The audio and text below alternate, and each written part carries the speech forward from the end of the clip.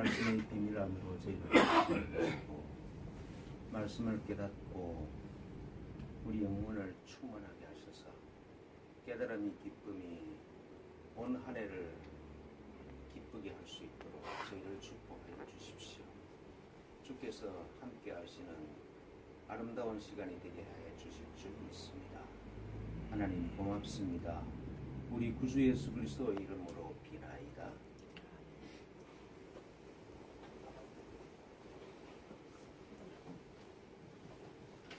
그리스도인 예수께서 많은 기적을 일으키고 표적을 일으키죠. 그 표적을 일으키는 기적을 일으키는 이유가 기적 그 자체가 목적이 아니라 내 안에 예수님 안에 그리스도가 계시고 그 그리스도가 하나님의 아들이라는 걸 드러내기 위함이죠. 예수님이 당시 자기가 하시는 일의 모든 의미를 설명해 주시는 말씀으로 이렇게 설명합니다. 아버지께서 아들을 사랑하사 만물을 다 그의 손에 주셨으니 아들을 믿는 자에게는 영생이 있고 아들에게 순종하지 아니하는 자는 영생을 보지 못하고 도리어 하나님의 진노가 그 위에 머물러 있느니라. 그렇게 말씀을 합니다. 만물이 다 아들의 손에 있어요. 그러니까 아들을 알아볼 수 있는 하나님의 아들을 알아볼 수 있는 의식의 차원으로 깨어나서 예수님처럼 자기처럼 그리스도께서 내 안에서 참나로 계시는 분임이 믿어지면은 그러면은 아들인 나한테 죽음이 없다는 것이 자연히 깨달아진다는 말씀이죠. 죽고 살고 하는 그런 변화는 만물 안에 있는 것이지 만물을 있게 하는 아들한테는 그게 없다는 것이 너무 분명해진다. 그게 당연하게 받아들이신다 그런 뜻이죠. 근데 이 차원으로 아들이 만물이 그 손안에 있는 아들의 차원으로 깨어나지 못하면은 그러면은 내가 만물의 지배를 받아야죠. 환경의 변화 속에 있게 되는 것이죠. 내가 환경의 변화 속에 있게 되는 사람이라고 생각되면은 그러면 나는 영생하는 존재라고 생각할 수가 없잖아요. 태어나서 죽고 살고 그다음에 이 세상의 다스림을 받아야 되는 존재가 어떻게 상가 죽음이 없는 사람이라고 그렇게 말할 수가 없는 것이죠.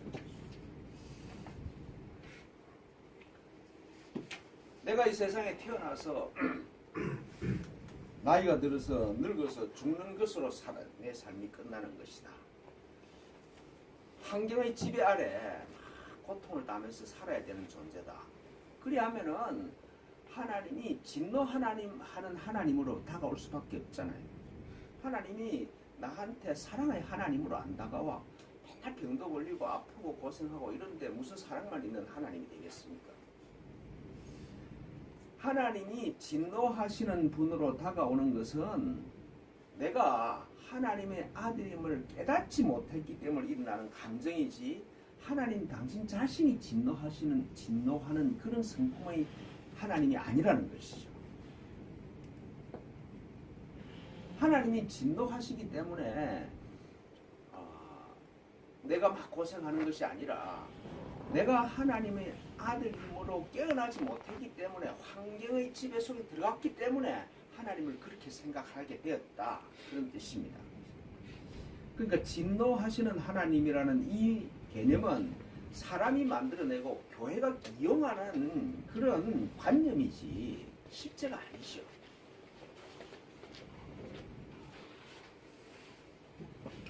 하나님의 아들 그리스도를 사람한테 알리기 위해서 예수님은 내 안에 지금 하나님의 아들 그리스도가 계신다는 것을 알리기 위해서 예수께서 왕의 신하의 아들을 병에서 낫게 하셔요. 그리고 38년이나 된 병자를 고치주시죠. 그러니까 이런 일을 하는 모든 이유가 나는 하나님의 아들이고 그리스도께서 내 안에서 일을 한다. 당신의 일을 하고 계신다는 것을 드러내기 위해서 그런 일을 하신 것입니다. 하나님이 하시는 말씀을 들으면은 이게 너무 분명한 진리로 드러난다. 근데 사람들이 이걸 안 믿는단 말씀입니다. 사람들이 예수님 안에 그리스도가 계시고 그리고 그 그리스도가 하나님의 아들이다. 그게 보이면 나도 하나님의 아들이고 그리스도라는 이 사실을 하나님이 하시는 이 말씀을 안 믿어. 왜 안 믿느냐 이러면은 그게 너무 명백한데 예수님한테 그게 너무 명백한데 사람들이 안 믿는 이유가 너희들은 하나님이 말씀하셨다는 성경도 안 믿기 때문에 그렇다. 그렇게 말씀하시죠. 성경은 사람이 하나님의 아들 그리스도임을 증언하는 그런 하나님의 말씀으로 가득 차 있습니다. 예수가 그리스도라고 믿어지면은 그게 믿어지는 사람한테서는 자기도 그리스도라는 깨달음이 임한다. 그걸 이야기하는 책이 성경이라는 말씀이죠. 그런데 사람들은 성경을 통해서 내가 누군지에 대한 진리로 깨어나는 것이 아니라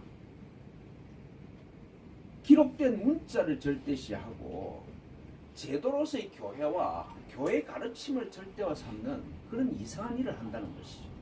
성경은 나를 이야기하는 것인데 제도로서의 교회를 이야기를 하고 예수가 그리스도니까 그걸 믿어야 예수를 믿어야 된다는 그런 얘기를 막 한다는 것이죠. 사람이 만든 이야기를 가지고 자꾸 성경을 해석을 한다. 그러니까 이상한 방향을 간다는 것이죠.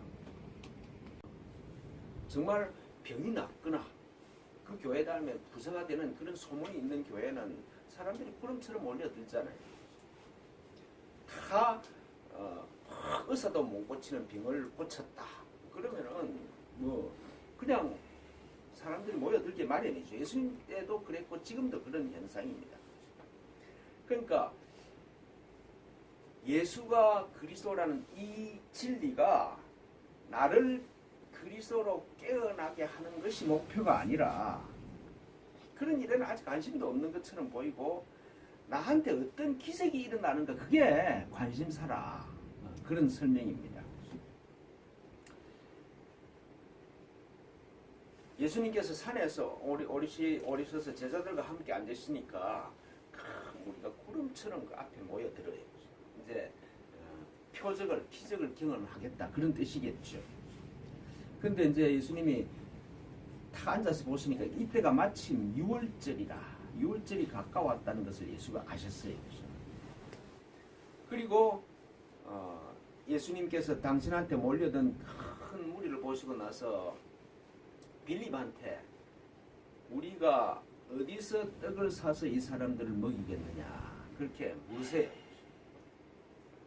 이렇게 물으신 이유를 자기가 친히 어떻게 하실지는 아시나 빌립을 시험하고자 하심이라 이렇게 기록을 하고 있습니다. 그러니까 말씀드린 것처럼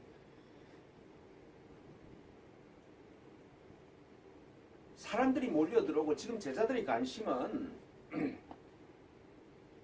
예수님이 일으키는 기적에 있는 것이지 예수님이 지금 그리스도라는 그 진리를 선포하는 데 있는 게 아니다는 말씀이죠. 근데 예수님 당신한테 제일 중요한 일은 사람들한테 일어나는 6월이라는 말이 넘어감이잖아요. 그렇죠? 그러니까 예수님한테는 넘어감이 사람들을 넘겨줌이 목표지 기적이 아니죠. 그러니까 이제 이 장면을 보면 예수님께 몰려드는 사람들이 마음에 있는 것과 예수님한테 있는 게 좀 달라요. 그렇죠? 예수님한테 몰려드는 사람은 막 기적 신기한 일을 보는 게 목적이고 예수님은 사람을 애고해서 그리스도로 넘겨줌이 목적이고 서로 목표가 달라요.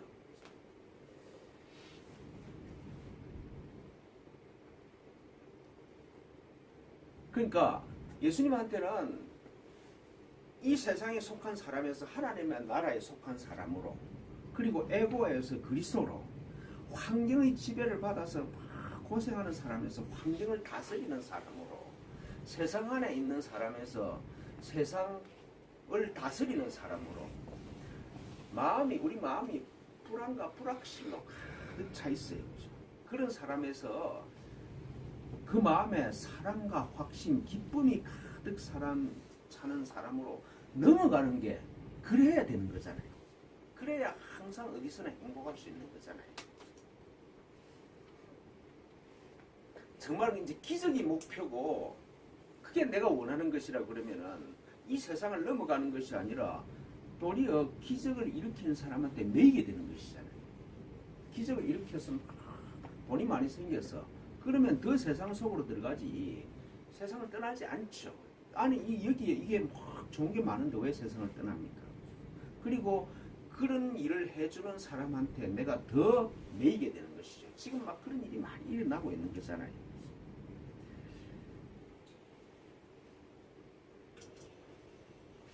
그러니까 유월이라는 건 예수님을 믿음으로 말미암아 예수께서 병을 낫게 해주는 것이 아니라 예수처럼 내가 그리스도라는 걸 깨달으면은 병을 낫게 하는 힘이 내 안에 이미 있음을 깨닫는 것, 그 차원으로 넘어가는 거야 되는 것이죠.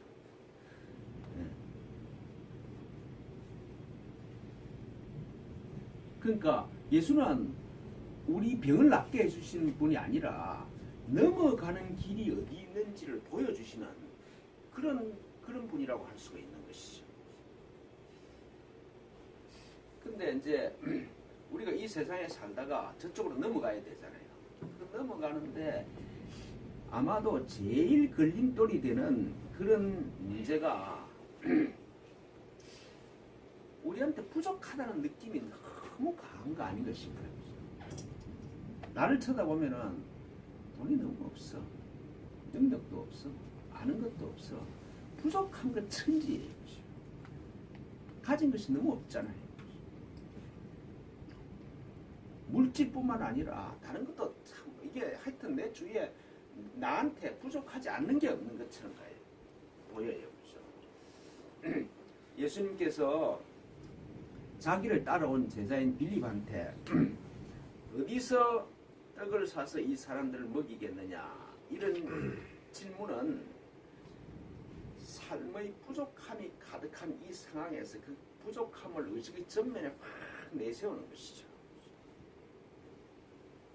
빌립의 생각에 빌립의 그 마음에 부족한 게 부족함이 현실 앞에 설 수 있도록 그렇게 딱 만들고 있는 그런 장면이라고 할 수 있겠죠. 그 예수님의 물음에 빌립이 대답하잖아요. 200데나리온의 떡을 사서 이 사람을 먹일지라도 부족한데 이게 어떻게 해결되겠습니까? 그러니까 200데나리온이라 그러면 한 반년치의 월급을 가지고 임금을 가지고 떡을 사서 이 사람들한테 다 나눠줘도 해결하지 못할 것을 지금 여기서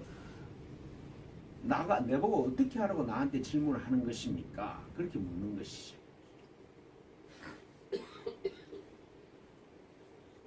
그러니까 그만한 돈도 없을 뿐만 아니라 그런 양의 떡을 살 것도 없는 것 아닙니까? 라는 그런 반문이라고 할 수가 있겠죠. 그렇잖아요. 모든 것이 기계로 생산되는 대량 생산의 지금 이 사회에서도 5,000명이 먹을 떡을 당장 어디서 사겠습니까? 그죠? 뭐 주문해도 일주일 전에라도 주문해야 되는 정도지.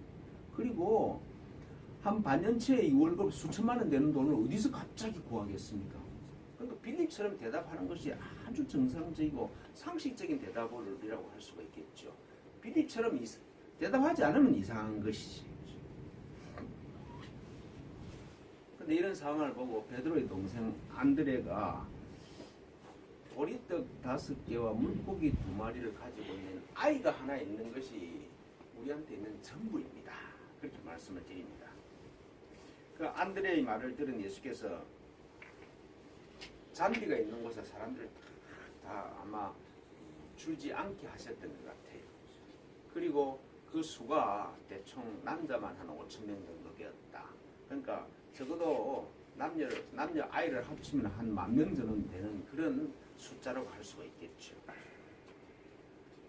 이 모든 상황을 이제 보리떡 5개와 물고기 2마리와 한 10,000명 정도 다 앉아 있는 이 상황을 딱 보시고 나서 다 파악을 하셨어요. 그리고 물고기 2마리와 떡 떡 5개와 물고기 2마리를 가지고 축사하실 때 하나님한테 기도를 하셨다는 뜻이겠죠. 그리고 그 한 10,000명 정도 되는 사람한테 원하는 대로 다 나누어줬다.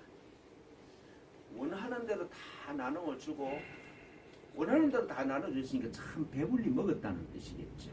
다 배부르게 먹고 그런 후에 다 배부른 후에 버리는 것이 없이 다 나머지를 다 조각들을 다 거두어들여라. 그 조각만 거두었는데 12광주리에 가득 찼다. 그렇게 이제 오늘 이 말씀이 기록을 하고 있죠. 항상 이 본문을 볼 때마다 참 이해할 수가 없죠. 어떻게 이게 뭐 뻥튀기가 되었단 말이냐. 하늘에서 뭐 빵이 이게 뭐죠 구름처럼 내려왔다는 말인가. 도대체 뭔가. 그러면 저도 잘 모르겠습니다. 사실 어떻게 이런 일이 일어나게 됐는지 그건 잘 모르겠어요. 근데 한 가지 확실한 것은 먹을 것이 없을 뿐만 아니라 어디서 살 곳도 없는 이 상황이 해결된 것은 5,000명이 10,000명 정도가 먹는 배부르게 먹는 기적이 일어나는 이유가 하나님의 아들 그리스도로 깨어나는 분이 이 현장에 계셨다는 것 그밖에 없잖아요. 그러니까 그리스도가 개입을 하니까 먹을 것도 없고 해결할 능력도 없는 이 상황에서 그냥 나도 모르게 벗어나졌다 그런 뜻이잖아요.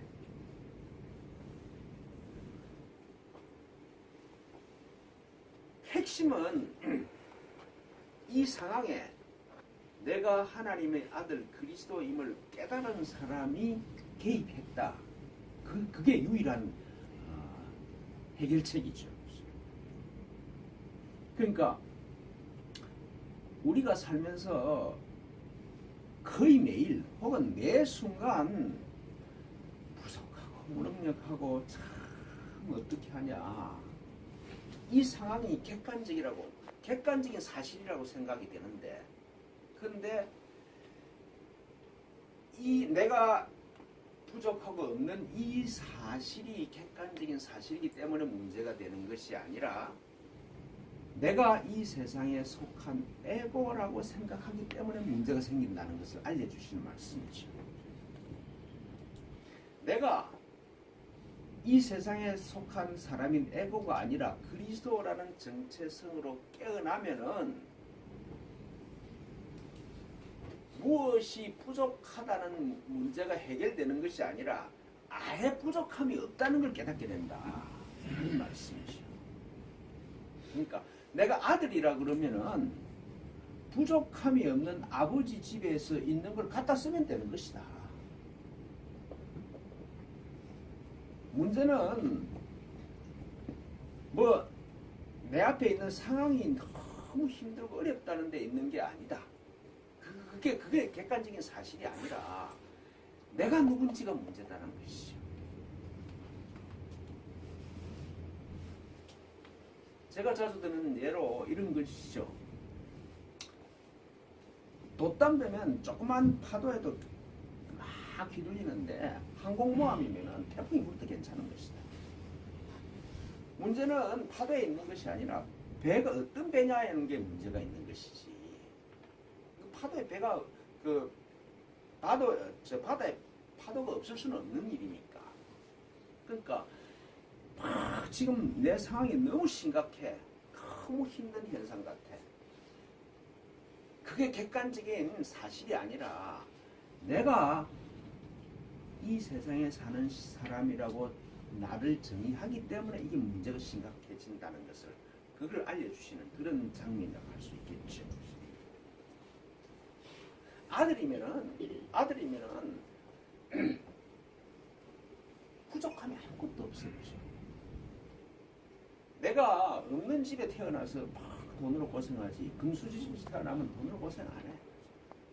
그 차이다 이런 말씀이죠. 예수님이 그걸 쫙 보여주셨어. 다 그게 해결됐어. 그래, 참 이게 6월의 의미다는 거잖아요. 넘어가면 의미다 이런 것, 넘어가면 의미가 이런 것이다. 이걸 예수님이 이 장면을 통해서 확 보여주시고 계세요. 근데 예수님이 행하시는 표적을 보고 사람들이 이는 참으로 이 세상에 오실 그 선지자로구나. 그러면서 예수님을 잡아서 붙들어서 억지로 임금을 삼으려고 해요. 그러니까 예수님이 사람들을 피해서 혼자 산으로 떠나가고 있어요.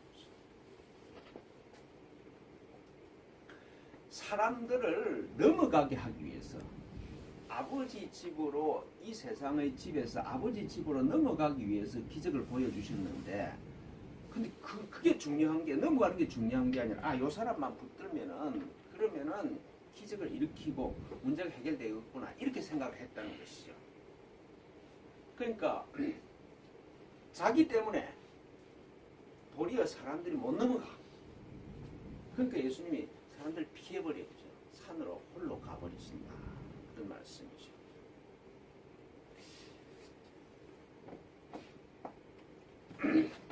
아무리 예수님께 기도해도 기도가 잘 안 들어지고 예수님이 그리스도가 있는지 없는지도 모르는 것 같아. 그 사람들이 살면서 그리스도의 부재를 경험하죠. 그리스도가 계신 것 같지가 않아. 그렇게 우리가 신앙생활을 하면서 그렇잖아요. 그리스도의 부재를 끊임없이 경험하지 않습니까?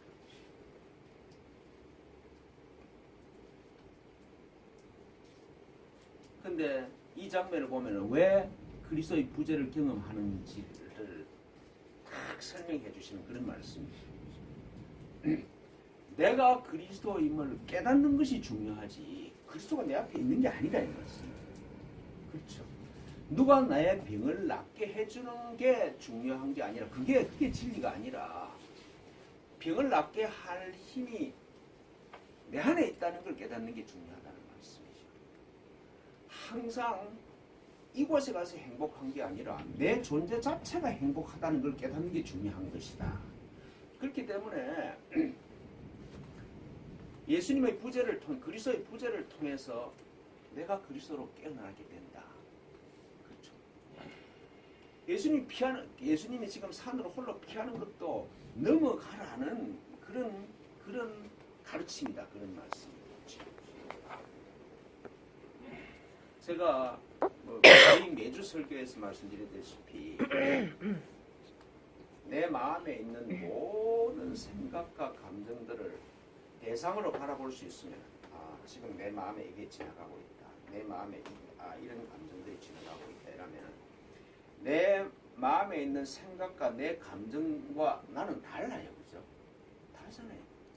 나는 생각과 감정에 속해 있는 사람이 아니라 그 생각과 감정을 바라보는 주체야. 주체.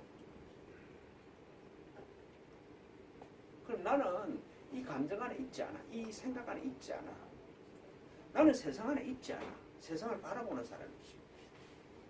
세상은 내 마음 안에 있는 거잖아요. 내 마음을 바라보고 있으면은 나는 세상을 바라보는 사람이지 세상 안에 있는 사람이 아니야. 점점 이 훈련을 하면은 참 나는 이 세상에 있는 것이 아니라 하나님의 아들 그리스도님이 점점 분명하게 드러나요. 그러니까 이 세상 안에서 사람인 에고에서 그리스도로 넘어가는 길이 한 번도 닫힌 적이 없고 열려있지 않는 적이 없어. 그렇죠. 내가 자꾸 세상 안으로 들어가서 문제였지. 돌아오기만 하면은 언제든지 그리스도 아버지께 하나님 아버지는 야 이제 왔냐 그러면서 기뻐하신다는 것이죠. 누구의 방해를 한 것도 아니야. 내 마음에 장애물이 있는 것도 아니야. 내 생각과 감정 때문에 내 생각과 감정과 나를 다 일치시켜 놓고 세상 안으로 내가 만든 세상 안으로 너무 열심히 들어갔기 때문에 어렵지 하나도 어렵지 않다 말이지. 돌아서기만 하면 돼. 다 내려놓고 내가 돈이 없어서 고생하구나. 내가 이런 감정 때문에 고생하구나. 고생한다고 하는 현실하고 그걸 바라보는 나는 다른 거잖아요.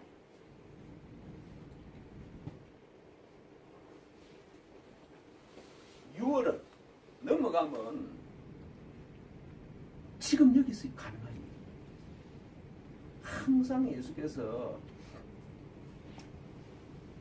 나처럼 그리스도로 넘어오라. 거기서 고생할 필요가 없다. 그렇게 말씀하시고 계시죠. 오늘 새해 두 번째 예배를 드리면서 이 본문을 하나님께서 주신 것 같아요. 금년은 넘어오는 해가 돼요. 6월 하는 해가 돼요. 에고에서 그리스도로, 이 세상에서 하나님의 나라로, 불확신과 불안이 가득 찬 그 마음에서 사랑과 기쁨이 가득 찬 마음으로 넘어오라. 넘어오는데 아무 방해도 없다. 넘어가기만 하면 된다. 어떻게 놓습니까? 이런데 내가 지고 있으면서 어떻게 놓습니까? 이거는 누구도 손만 펴면 되는데 왜 안 나냐, 그죠? 안 그래?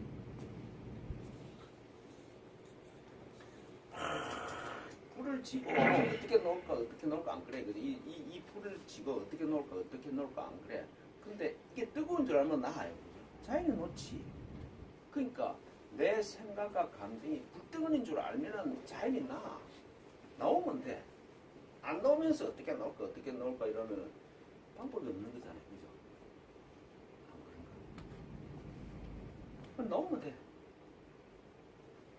그러면은 6월은 지금 여기.